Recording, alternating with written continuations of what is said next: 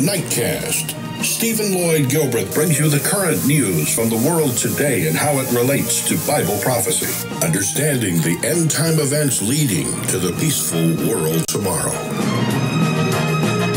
Ladies and gentlemen, Stephen Lloyd Gilbreth.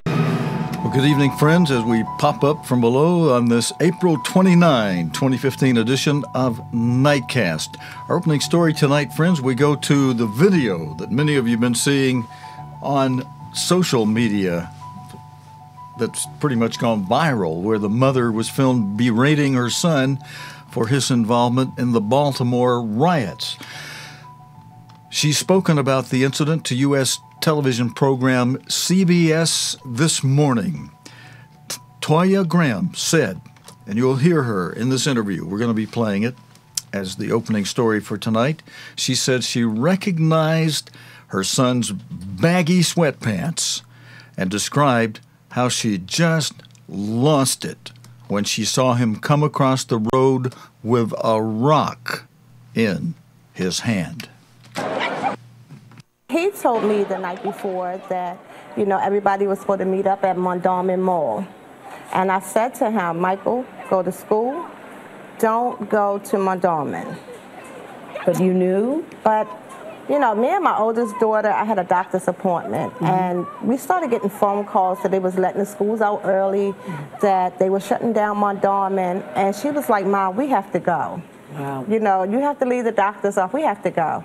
And so to get there and see the mass of polices and the helicopters and, I actually ran over to the police and I said, where are the children that have to take this bus route here? So after speaking with the police officer and he pointed across the street from Mondawmin Mall, I stood there on the same side as the police with the shields, and they were throwing bricks. And I was like in awe, like it was like, oh my God. Mm-hmm. And to see my son come across the street with a rock in his hand, mm-hmm. I think at that point I just lost it. Okay, friends, that's the mother there of, and we just lost it. Let me see. The protests have gone on daily since the death of Freddie Gray in police custody on April 19. Additional footage in this video we just showed you with the interview is courtesy of WMAR ABC News. Friends, our next story, a very, very significant story that goes back to, in a way, this goes back to Barack Obama campaigned for president the first time 6-7 years ago, where he had the big signs that said change. And in a way, you can look at those big signs he had as if they were a certain prophecy for the end time, because the performance, the policies of his administration have allowed, and in some cases I would even say caused, much significant change in the world, especially, well, not only, I was going to say especially in the Middle East, and largely that, but also he's accelerated things in the United States with policies that put the United States into a position that God announced in verse 19 of Leviticus 26, saying, you continue to disobey me and go the way you're going. With disobedience, I will, after punishing you 7 times and changing your blessings into curses and multiplying the curses 7 times, if you still continue to disobey me, I will break the pride of your power. And that's what is in progress at the moment, as Saudi Arabia's king announces new heirs to his throne. Let's watch this video, and then I'll have some in-depth reports to share with you. Oh, let me read this to you as we go, because there are captions here, and we have to kill the audio that has a certain amount of 1 second. Let's do this. Let's come out of this for a moment. Let me recycle this so that we get it right from the beginning. Okay, friends, in this 60-second video, you will see Saudi Arabia's new ruler, King Salman, as he announces the heirs, the new heirs, to his throne. Saudi Arabia's new ruler just launched the country's largest cabinet reshuffle in years. Until now, all kings and crown princes have been sons of Saudi Arabia's founder.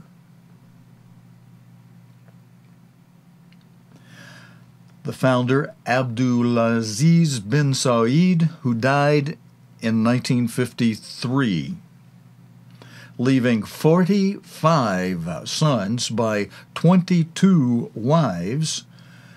But now, for the first time, the next in line to the Saudi throne is a grandson of Ibn Saud.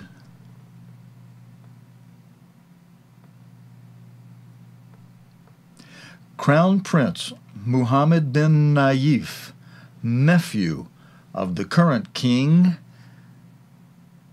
He's also Saudi's interior minister. The king also made his son Mohammed the new deputy crown prince. And now this is very significant, and we'll be reporting on this in some detail in the following story. And he's made Adel al-Jubeir the first ever non-royal Saudi foreign minister. And our friends, I think that's where it ends, so we can come on out of there and then go to the next story I have for you on this, or that's related to this.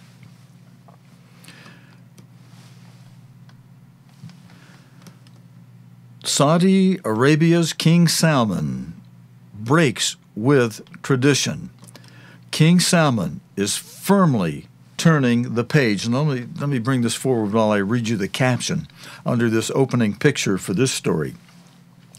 King Salman is firmly turning the page on the era of his predecessor. For Saudi Arabia, a country known for its conservative ways and its dislike of sudden and abrupt change, these past few weeks have been extraordinary. The speed and range of decisions taken by King Salman since succeeding the late King Abdullah in January are breathtaking by Saudi standards and unprecedented, the news story here says.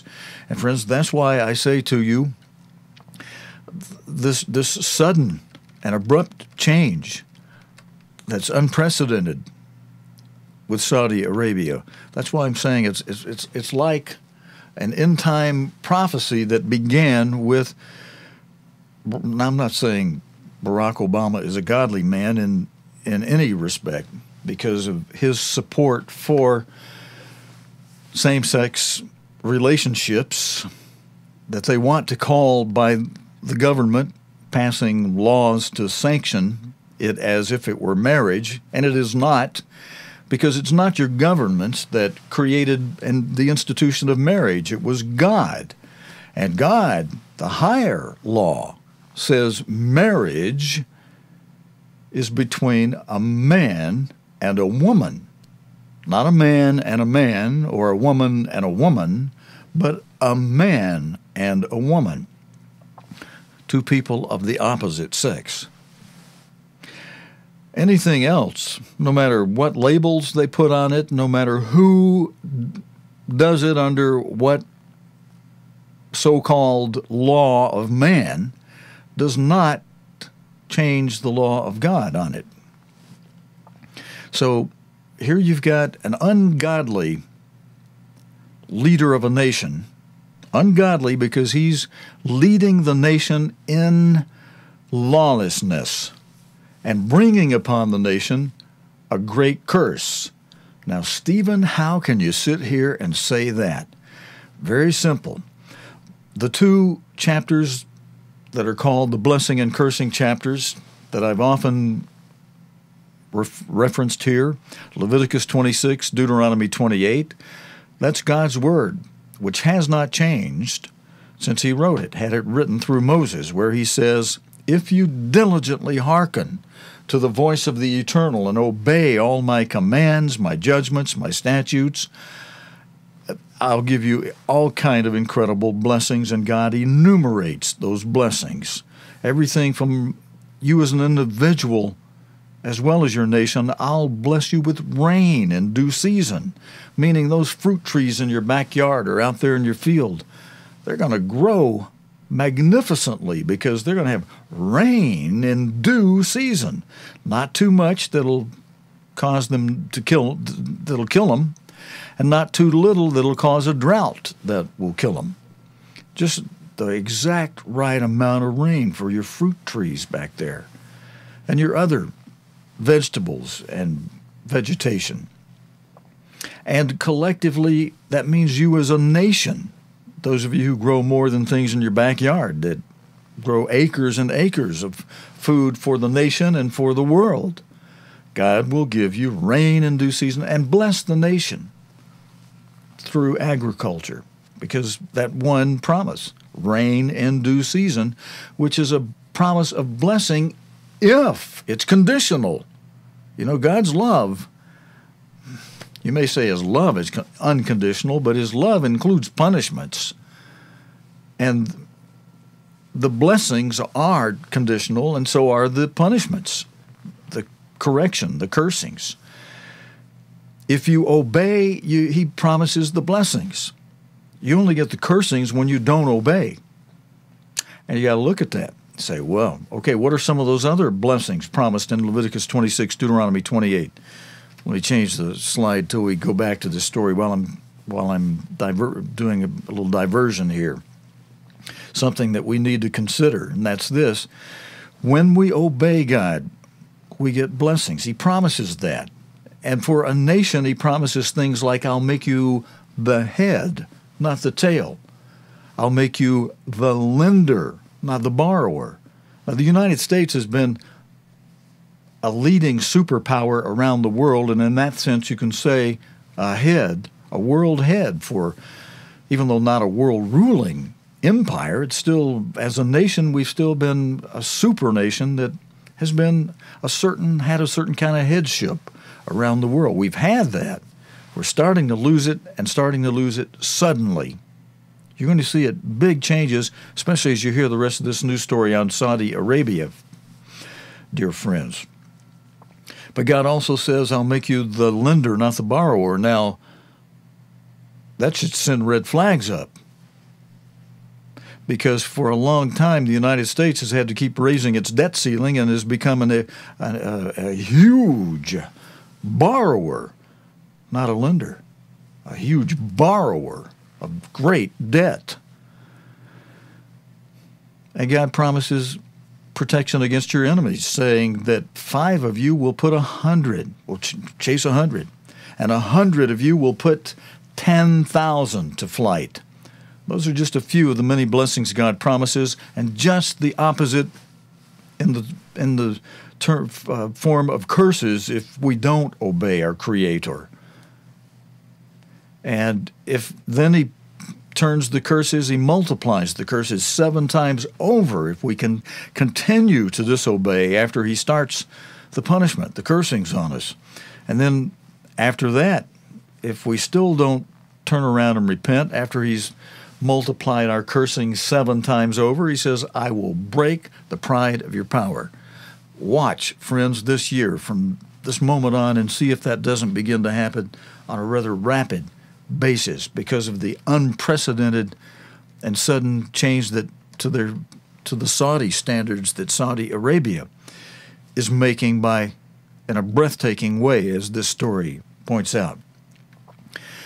In foreign policy, the Saudi Arabia's cautious approach in responding to regional crises and its preference for quiet diplomacy have been thrown out the window by its decision to launch airstrikes on Yemen. Saudi Arabia is suddenly in the unusual role of taking the lead in what is widely perceived in the region as a military campaign backed by Saudi Arab states to block Shia Iranian expansionism.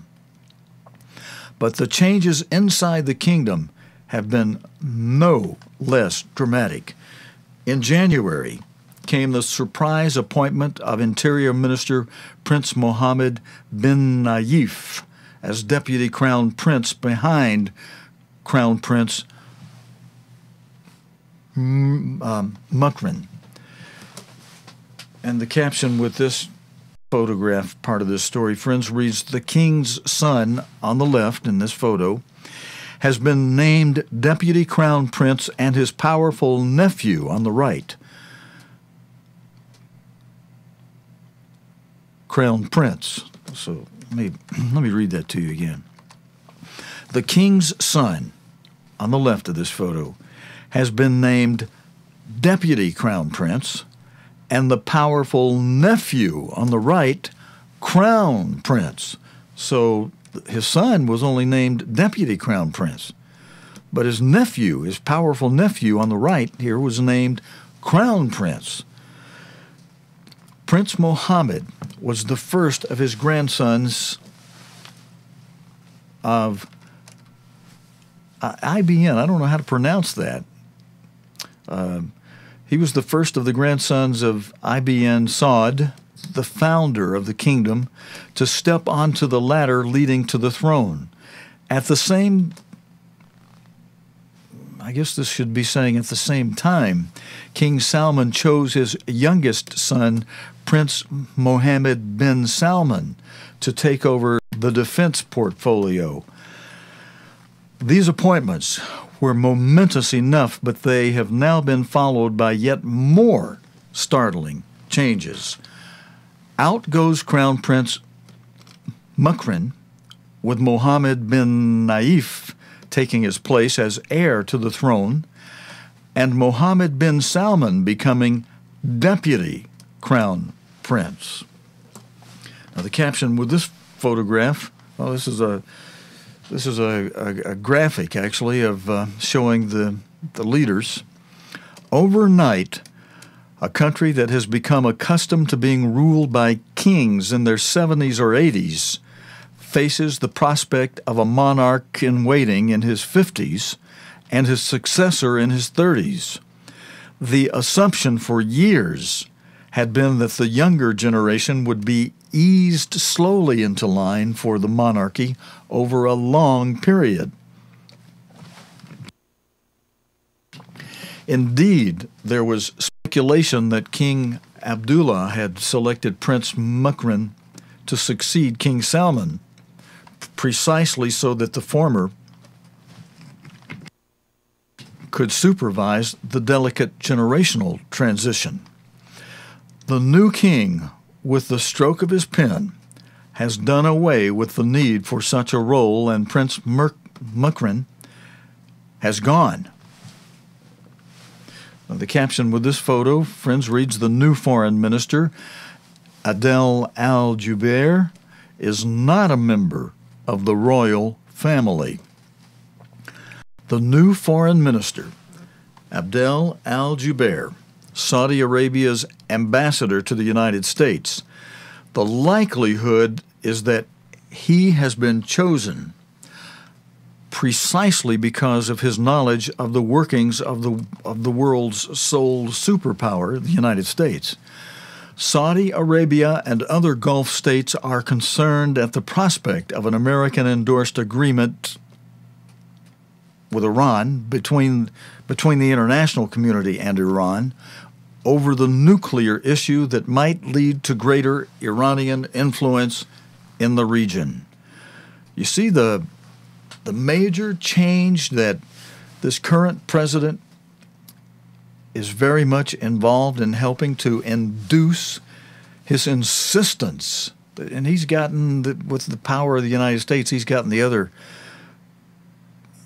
four international community parties, plus one, plus Germany, to all work with him on this agreement with Iran to let them have their sanctions back and let them proceed with nuclear power development in some way that's yet to be finally hammered out. But it's caused grave concern to Saudi Arabia, who used to depend on the United States to keep the stability of the Middle East. And there's been a weak approach by the United States to keeping that stability and to pushing back the IS. But back to this story, for the unprecedented intervention in Yemen shows this tops the concerns of Saudi leaders at present. And the caption with this photograph, friends, reads, "A Saudi-led coalition has launched a military campaign to restore Yemen's exiled president. Among the latest decrees from King Salman was one awarding a month's bonus salary to all members of the military and security establishments. At the same time, the rapid promotion of the two key figures in the Yemen campaign, the Interior and Defense Ministers, sends a signal to anyone within the ruling family who might be questioning the wisdom of the military operation that the leadership is unwaveringly committed to the strategy it has chosen. There may well be murmurs of dissent in private within the ruling family, but they are more likely to come from senior princes who have been overlooked in recent appointments, or from those who will regard the allocations of top positions as having been made too fast and without the chance for family consensus to be achieved." As if anticipating this reaction, the king's decree making the youngest and relatively unknown son deputy crown prince stated that the promotion had the backing of the majority of the members of the family's Allegiance Council, which is designed to ensure a smooth succession process. Saudi Arabia has witnessed a huge break with tradition, and the conservative assumptions of the past no longer apply. And the caption with this photograph, part of the story, friends, reads, "King Salman and his allies fear what they see expanding Iranian influence in the region." The king and his young advisors. Does that kind of sound like Rehoboam to you, perhaps a little bit, friends? When Jeroboam came and said, "Hey, look, lower our taxes," and I'm representing 10 of the tribes, "lower our taxes, we will be your faithful comrades." And Rehoboam, the son of Solomon's elder council, the council that had advised King Solomon, said, "Do what they're asking. Lower their taxes. They'll be faithful. It'll be a good deal." Rehoboam, instead of following that good advice, he rounded up some young fellows and made them his counselors and elders and asked them to tell him what he wanted to hear. And they did. They said, "Double, triple the taxes, and tell them you're going to be far worse than your dad, and they'd better heave ho." Well, that advice flew in his face, because just as Jeroboam told him, and warned him, just the opposite of what he said. "We'll be your faithful 10 tribes, fight your wars for you. We'll be here, just lower our taxes." Contrawise, when the King Rehoboam followed the younger advisors, Rehoboam's reaction was, "We're out of here." And they left and went up to Samaria, or down to Samaria. And Samaria's in the north. Yeah, they went up to Samaria, and became a northern kingdom, leaving Rehoboam with just the southern kingdom in Jerusalem. And then there's more history on that, but the point of this is simply that King Rehoboam, son of Solomon, followed younger advisors instead of the elders, and that's what this story sounds like. And he wound up with all kind of trouble as a result of it.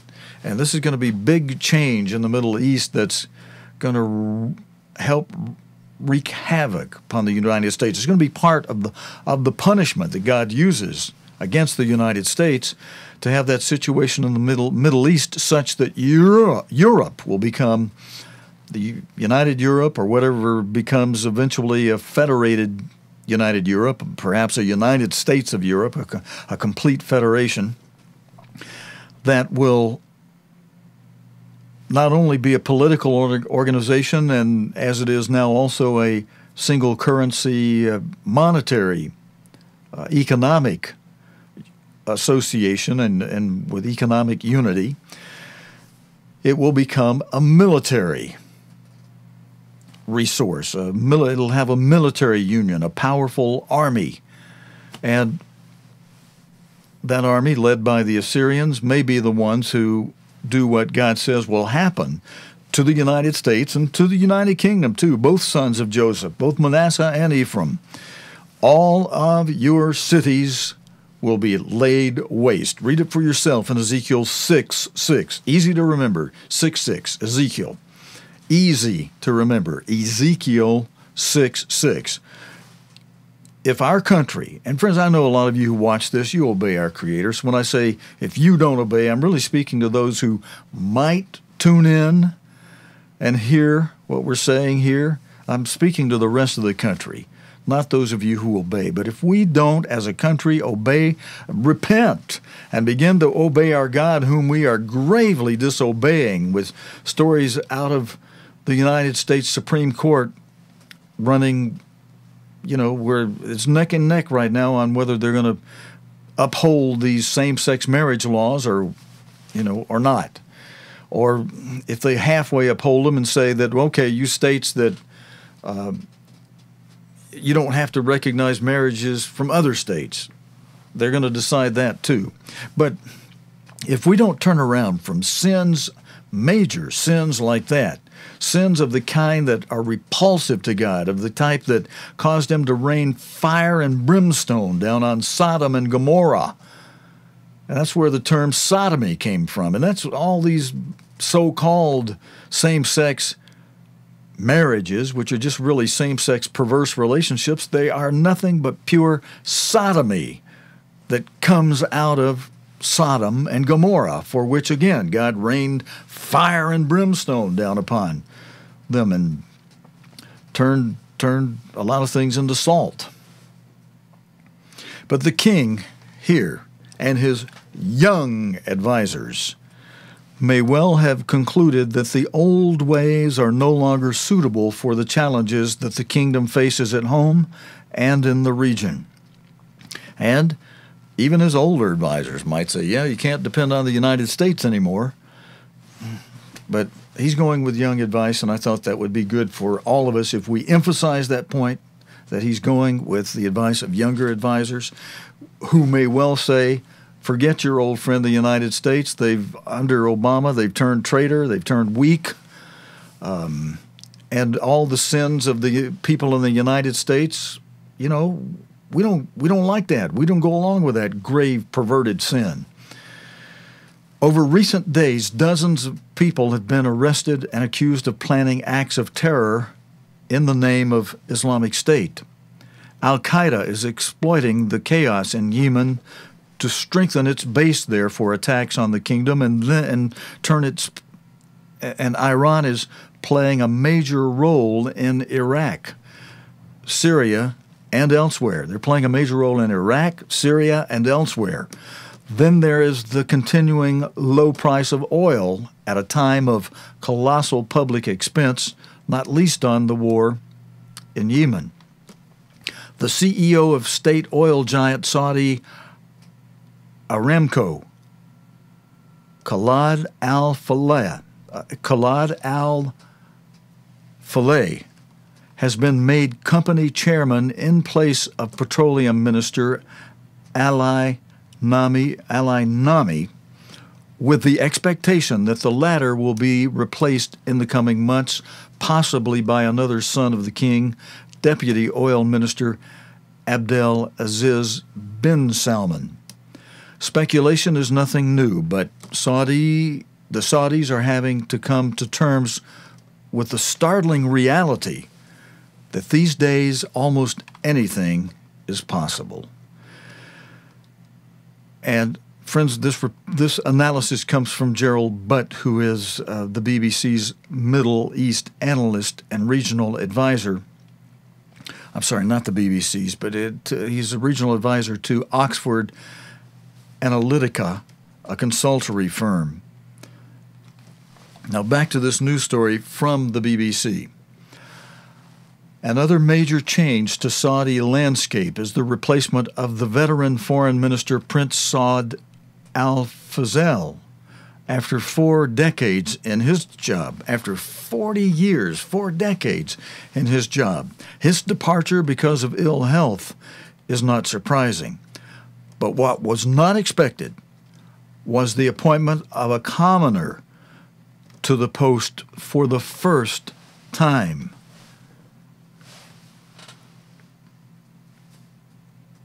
And I thought we were supposed to have another photograph here, friends, but there's the photograph of the commoner, Abdel, who was appointed to that post, commoner for the first time. The new foreign minister, Adel al-Jubair, is not a member of the royal family. The new foreign minister, Abdel al-Jubair, Saudi Arabia's ambassador to the United States, and I'm going to repeat this for you. I know we said this before, but the likelihood is that he's been chosen precisely because of his knowledge of the workings of the world's sole superpower, the United States. Saudi Arabia and other Gulf states are concerned at the present of an American-endorsed agreement between the international community and Iran over the nuclear issue that might lead to greater Iranian influence in the region. For as the unprecedented intervention in Yemen shows, this tops the concerns of Saudi leaders at present. And then, friends, I think we put it up already, the graphic of the leaders. Friends, with that, we're going to close tonight this Wednesday night report, God willing, and the creek don't rise. We'll be back again Thursday night. Thank you for joining me tonight, friends. Until next time, this is your host, Stephen Lloyd Gilbreth, saying so long and good night. You have been watching Nightcast with Stephen Lloyd Gilbreth. Nightcast can be seen Sunday through Thursday nights here on COGTV.org. Tonight's program is also available anytime on demand in the COGTV.org video archive.